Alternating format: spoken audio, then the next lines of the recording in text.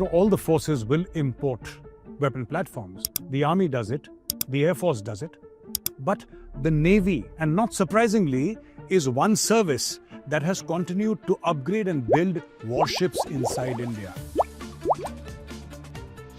Core of electronic engineers realized that this problem of interfacing can only be solved within in-house, and they started an organization called WEZ. When the world, especially the Chinese and the Americans and everybody else, is going after nuclear submarines, we are also building nuclear submarines.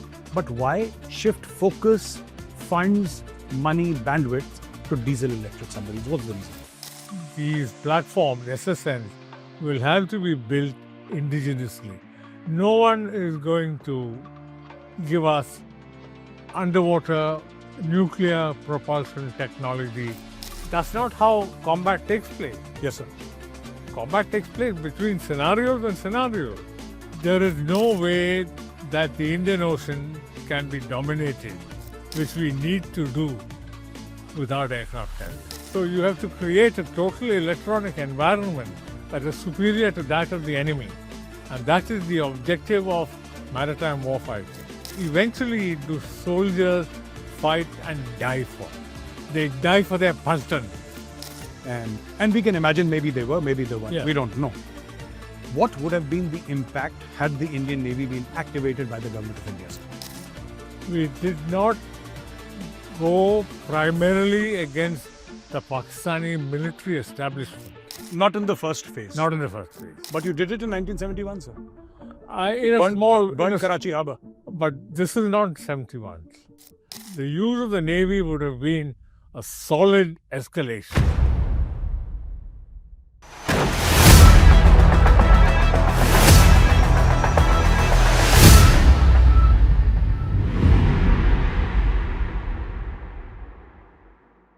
Jain friends, I'm Major Gaurav Arya and you're watching Open Collar. A lot has been said about the Indian Navy's capacity for indigenization. Now, all the forces will import weapon platforms. The Army does it, the Air Force does it, but the Navy, and not surprisingly, is one service that has continued to upgrade and build warships inside India. Till very recently, the Navy was importing ships, especially from Russia. But today the Indian Navy says, no more imports, we will build ships. Today we're going to talk about this very, very important topic of building warships. I have Rear Admiral Roger Menon with me here in the studio today, a very respected voice in geopolitics, military matters and foreign affairs. Sir Jai Hind, a very warm welcome, sir. Good morning. Sir, my question to you is, sir, the Navy Chief says every 40 days we have the capacity to launch a new platform.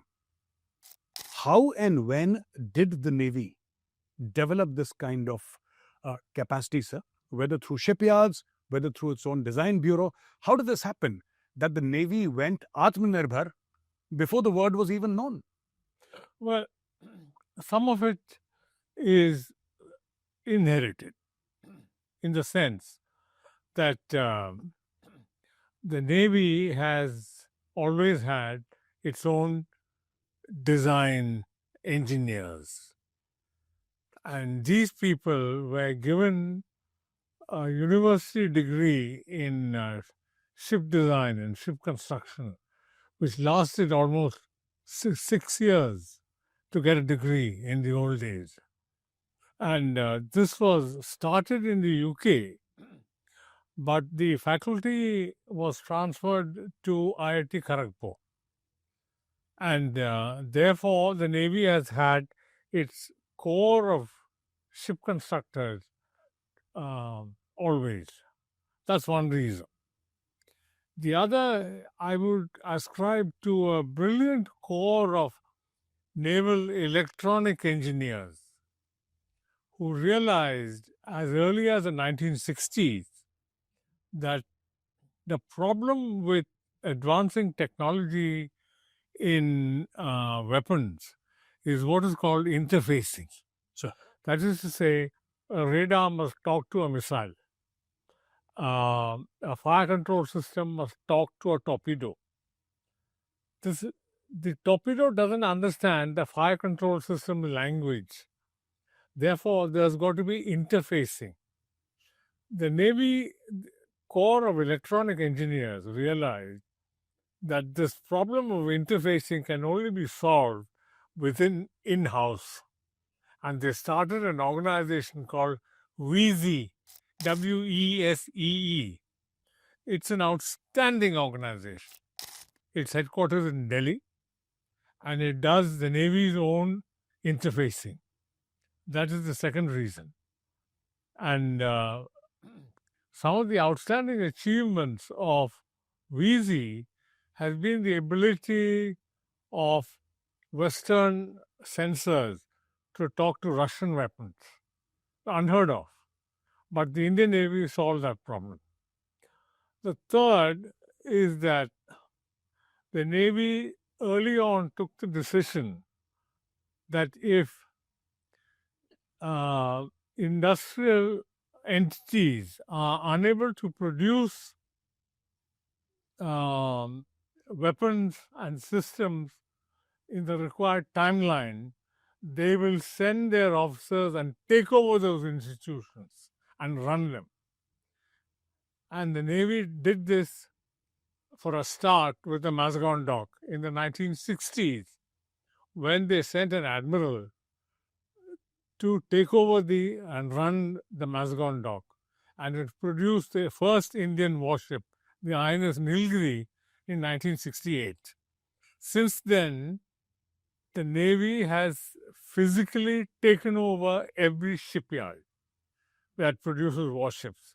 Instead of complaining that the shipyard is not producing, that we will send our man, we will take over, we will run it, we will produce it. Wonderful, sir. I'd like to shift your focus to submarines now. We spoke about shipbuilding and how the Indian Navy has taken over all the shipyards and saying that, hey, we are not going to complain. We're going to actually do stuff on ground and make sure it's done. Now, India has very recently signed a contract, or is about to sign a contract. It's in the advanced stages of agreeing. It's already come in the media with ThyssenKrupp Marine Systems, that India will purchase submarines from ThyssenKrupp Marine Systems. Now, this is a huge order. People are saying around 6 submarines will be jointly built along with TKMS, which is ThyssenKrupp Marine Systems. These are diesel electric submarines under Project 75I.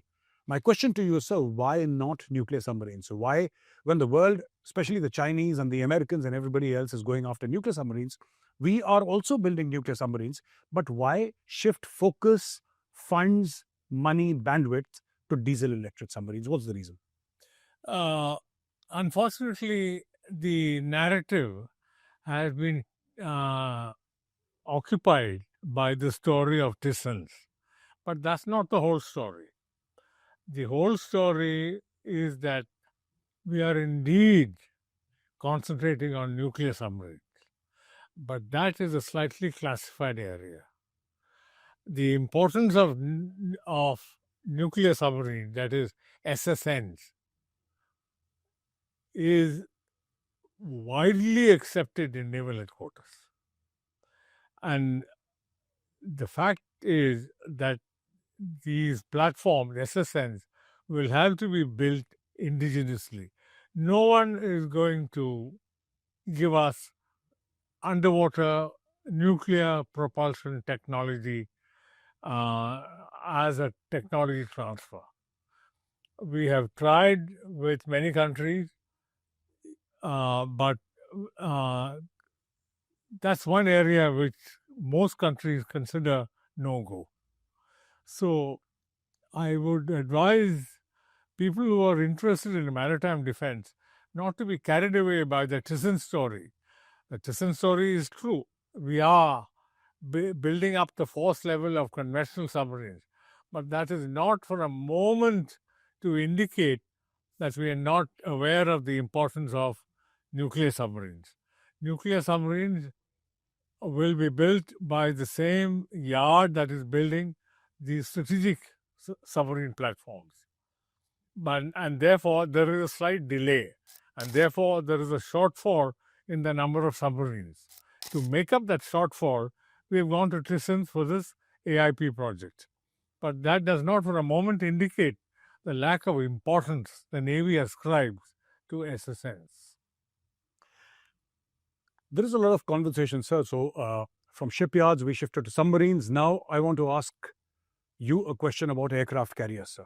So, we have two operational aircraft carriers. Is there an argument for a third one? That is part one of the question, sir. But is there an argument for a third one or perhaps a fourth one? And secondly, sir, in this day and age of anti-ship missiles, hypersonic anti-ship missiles, Mark 7, Mark 10, is it even okay to try and build an aircraft carrier? Because once you fire, let's say, half a dozen of these hypersonic missiles, an aircraft carrier is essentially a floating city. It's not very fast. What chance does it have against a hypersonic missile attack? So my question is in two parts, sir. Gaurav, there is a subject called threat analysis. Threat analysis is a very structured subject. And in threat analysis, you've got to consider a comparison of one-on-one, and secondly, a scenario analysis. A scenario analysis invariably changes the result of a one-on-one analysis. A one-on-one analysis, for instance, means if you give two soldiers a rifle each, they will shoot each other. Conclusion, a soldier is obsolescence. That would be a catastrophically wrong conclusion, because that's not how combat takes place. Yes, sir.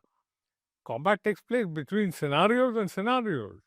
And in our scenario, the overwhelming factor is geography. We have to dominate the Indian Ocean. The Indian Ocean is 6,500 miles by 6,500 miles. The only platform that can dominate the spectrum from underwater to surface to up to 100,000 feet is a large aircraft carrier. Not even the aircraft carrier that we are currently operating. What we need is an aircraft carrier of not less than 80,000 tons, and we need 4 of them. And geography is not going to change.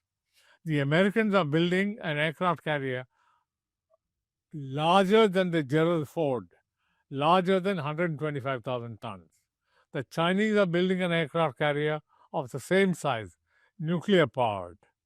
So the answer to this question is, yes, if you fire a hypersonic missile at an aircraft carrier and the hypersonic missile hits the aircraft carrier, of course it's vulnerable, but that's not how combat takes place.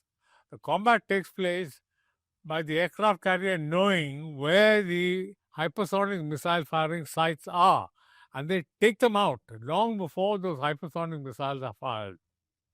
So there is no way that the Indian Ocean can be dominated, which we need to do without aircraft carriers. I'm so glad you said that, sir. I'm so glad you said that, because when you speak to people from various think tanks, everybody is riding on this hypersonic missile wave that it's a waste of money, it's a waste of national wealth. You have billions of dollars pumped into creating an aircraft carrier, and suddenly it's like a sitting duck in the middle of the ocean. And the point that you give, sir, is a wonderful insight into how warfare. You're saying that warfare is not between weapon on weapon; it's scenario versus scenario. Absolutely. Scenario versus scenario. Absolutely. So you wipe out that place from where the hypersonic missile is launched before it is launched. That's right. And that is the whole purpose. That's and right. 6,500 miles by 6,500 miles, you need 4 nuclear-powered aircraft carriers in India. Absolutely. 4. Yes. And nuclear-powered, sir. The proliferation of information these days gives access to anyone to form an opinion based on half-truths. So you hear some magazine comes out which says that a large number of soldiers in Ukraine have been killed by drones, and everyone says, drones is the answer. That's not how war is fought. You require professional expertise and structured thinking. No, absolutely, sir. Uh, now, from aircraft carriers, submarines, manufacturing, now I'd like to draw your attention, sir, towards the 26 Rafales that the Indian Navy has ordered for, sir. The deal is done. The Indian Navy is getting the M version, the marine version of the Rafales. Extremely expensive. People say state of the art, 4.5 generation. My question is, why not a fifth generation fighter jet? Because that is the future. Why is Navy putting its money? Well, that is what the people want to know, sir. Why is the Navy putting its money on a 4.5 generation Rafale Marine? The quick answer to that is it's not the airborne platform that is going to decide the issue. It is the electronic environment that you create that is going to decide the issue. In the sense that at sea, you can have the most superb aeroplane, but if it is not under a direct radar control, it is blind.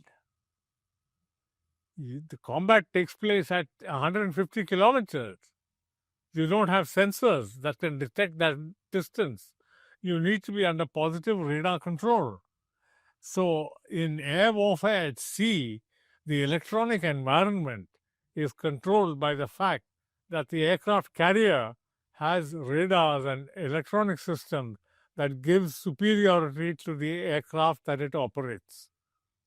It's not the capability of the aircraft, it is the electronic environment that is going to decide the issue. My apologies for butting in, sir. Essentially, what I hear you saying is, though I'm not from the Navy and I don't fully grasp Yes. all these very technical matters, but you're saying that it is not simply an aircraft that is flying, it is the entire ecosystem created by the carrier. Absolutely. Sir. Absolutely. You can have an aircraft that can't pull as many Gs, Sir. but it can have a missile that goes further. Or you can give it detection of the enemy aircraft long before the enemy aircraft detects you. So you have to create a totally electronic environment that is superior to that of the enemy. And that is the objective of maritime warfighting. So, having discussed all these platforms, I'd like to now request for your comments on manpower. It's very important, and we have had this discussion before as well, sir. But I just want to sort of try and dig a little deeper into this, and I would request for a detailed answer on this. So, the ever pervasive threat today, as far as the naval threat is concerned, I don't think Pakistan is any threat, but China is the major threat. Especially when you talk Indo-Pacific, you're talking China, sir. That is my understanding, limited understanding. Now, you've also mentioned why we need 4 nuclear-powered aircraft carriers and why you need these Rafales and everything else, power projection, massive Indo-Pacific, etc. Is there a case to be made for a force within the Indian Navy that is pretty much like the United States Marine Corps? Because, storming the beaches, you already have some sort of a special infantry or special forces in the Navy, sir, the Marcos. So these are not typically, when I use the word sailors, I don't mean it in the sort of classical thing, but they don't sail. These are special operators, sir. They go for special missions. Yes. It could be enemy infrastructure. It could be Somali pirates. It could be so many things, sir. So these guys go ahead and do that stuff. My question to you is there a case to be made for special manpower like the United States Marine Corps, which can actually be under the Indian Navy and fight at various places? I don't see a situation where the army will deny battle-hardened troops for use by the Navy. I don't see a situation. And eventually, the troops are going to fight the enemy troops. And the Indian Army has created a tradition of victory over 250 years.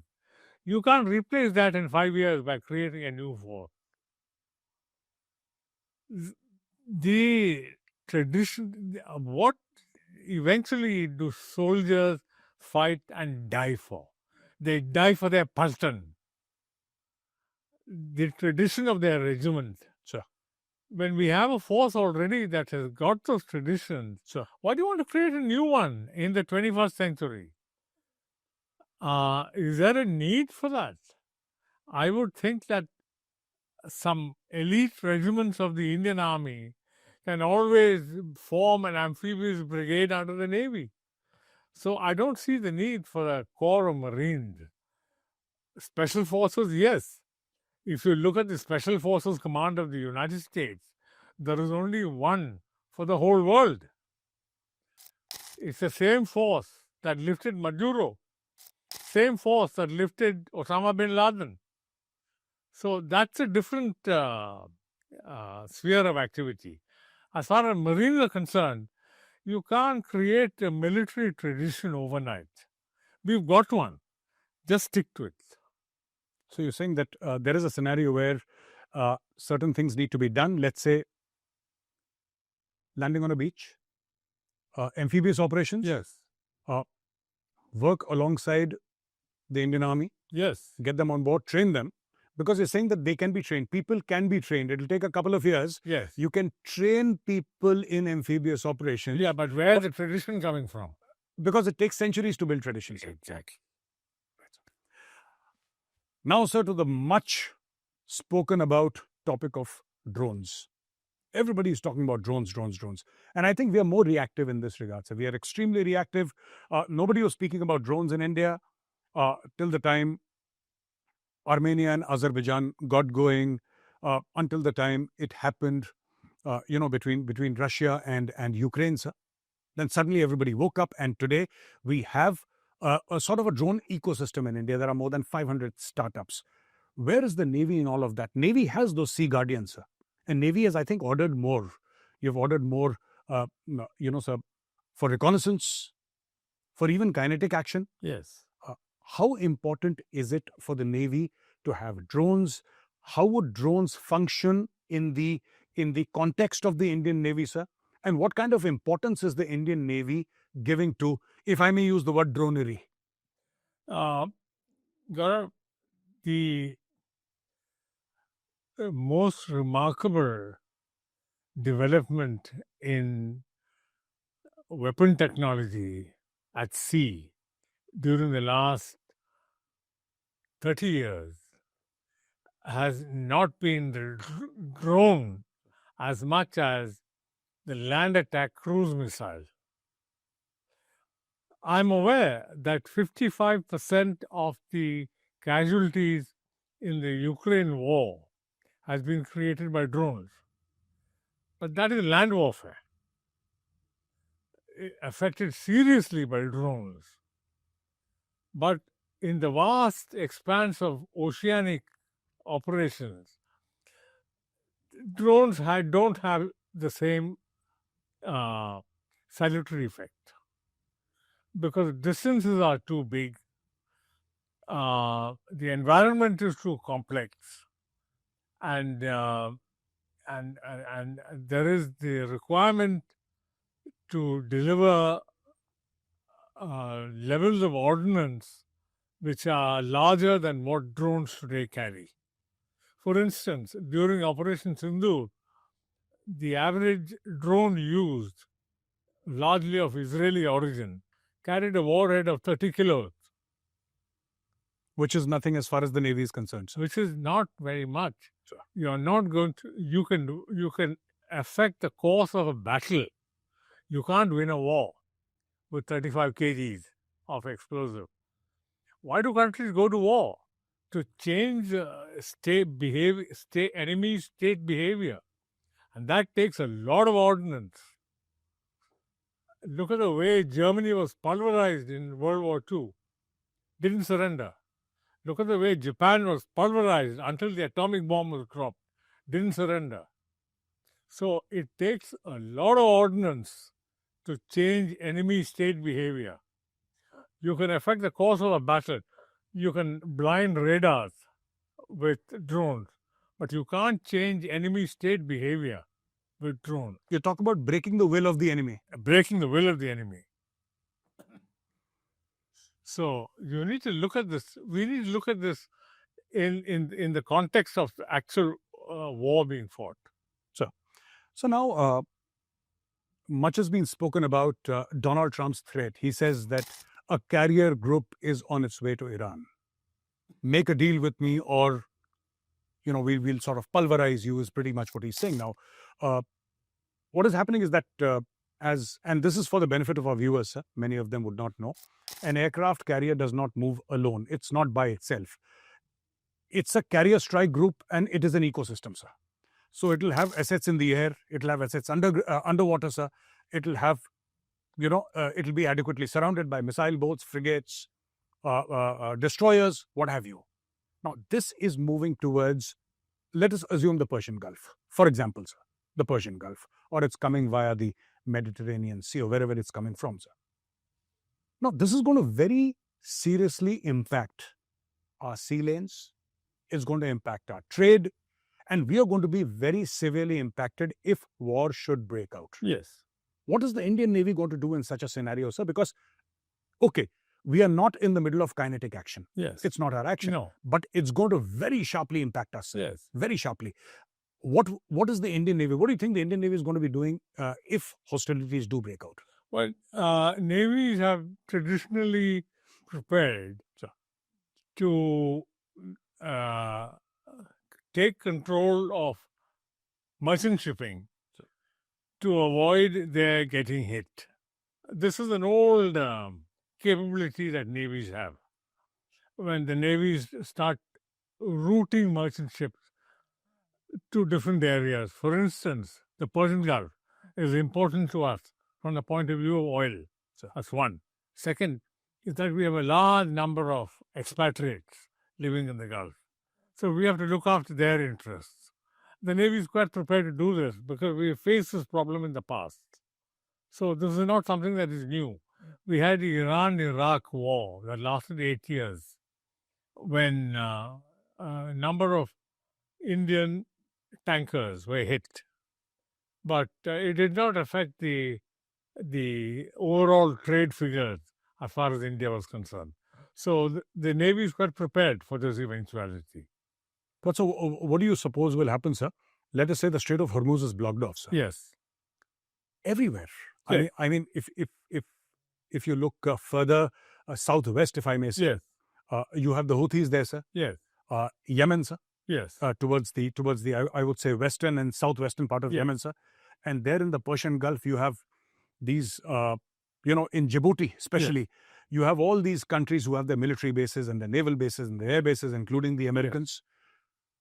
If the Strait of Hormuz is set on fire, Yes, we will be affected as far as oil is concerned. But today, oil is in a surplus situation as far as the world is concerned. The price of oil is dropping. Sure. So I don't visualize that this is going to have a catastrophic effect. So a short-term war we can manage, sir. Certainly. Let's say 10, 15 days is not a problem. Yes. So my question, sir, and I would request you to give us a detailed answer, because a lot of people have been asking this question time and again, and I've been asked this question and I have no answer, sir. And this is regarding Operation Sindoor, which you sort of mentioned a while back, sir. During Operation Sindoor, the Air Force did a fantastic job.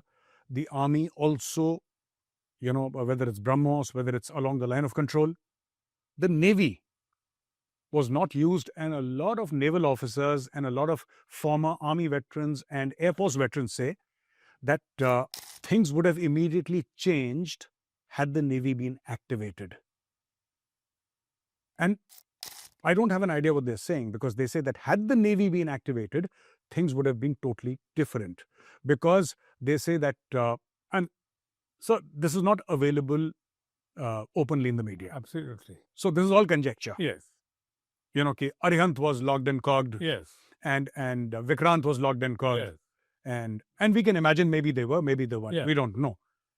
What would have been the impact had the Indian Navy been activated by the government of India, sir? See, as far as Sindoor is concerned, there was a strong political directive.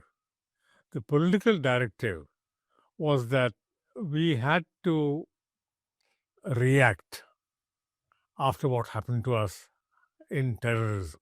Sure. But we did not want to create such a situation that we approached the nuclear red lines of Pakistan. So our political objectives were clear we intended to send a message to the terrorist camps. We did not go primarily against the Pakistani military establishment. Not in the first phase. Not in the first place. So, using the Navy would have breached that political directive because the south of Pakistan is heavily industrialized, it's heavily populated, and the use of the Navy with naval ordnance being fired against likely Pakistani targets would firstly have created much higher casualties in Pakistan, and secondly, created much heavier industrial damage to Pakistan than the political authorities wanted to inflict at that stage. They did not want to escalate. They clearly said that they did not want to escalate. The use of the Navy would have been a solid escalation. You're saying it's a point of no return. Once you unleash the Indian Navy, then. It might have been a point of no return. But you did it in 1971, sir. Burned Karachi Harbour. But this is not 71. Today, the number of missiles that were aimed at the south of Pakistan, massive. The lights in Karachi would have gone off. I don't think the political authorities wanted that. Irreversible damage, sir? Definitely. Definitely. So my last question to you, sir, is I'll come back to the first question, sir. Now, sir, for my last question, sir, I'll like to take you back to the first question in which the naval chief said that every 40 days, one warship. Coming back to my question of aircraft carriers. Does India have the capability of building a 100,000-ton displacement nuclear-powered aircraft carrier? This was a question that was asked in 1960. Can the Navy build a modern warship? The answer was yes. A 100,000-ton aircraft carrier? Yes. Try the Navy. They will deliver. And what I want to say is this.